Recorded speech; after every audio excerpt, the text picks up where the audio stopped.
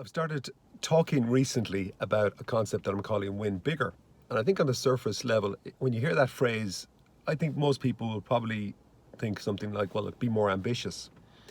And it's not really what I mean. So I was thinking about how do I explain my own definition of winning bigger. For me, there's kind of four key areas. And by the way, I'm going to share these with you now, like just for food for thought, and tell me what you think. But I used to be useless at these four areas, which I think is one of the reasons why I end up quite seriously depressed for a period. And it made me, that period coming out of that made me really rethink and look at my life and why I was working the way I was working. So I kind of changed over the years the way that I look at my life and work. First chunk is authenticity.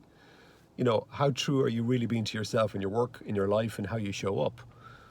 I think that's the foundational element of winning bigger. It drives everything else, and it certainly drives the next thing, which to me is meaningful success. A lot of what I was originally focused on in my life and career was around, looking back, meaningless success. It didn't really mean anything to me because I wasn't clear about who I was, what I stood for, what I believed in, all of which I'm much more clear on now.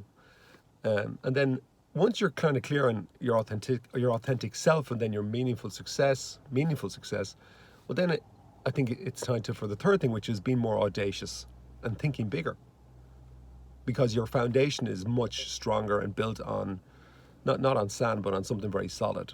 And I think at that level, and certainly what I've seen in my career, is that a lot of people don't think audaciously enough for themselves or for others or even for society. And then assuming you've got that in place, then the fourth thing, and maybe the second most important, or maybe it's up there with all, maybe they're all equal, is to enjoy life. Not just to have what others might think is a great lifestyle, because I've worked with many people who have a great lifestyle but just don't have a great sense of life, of joie de vivre. And what's it all for if you can't enjoy your life or your work or the journey?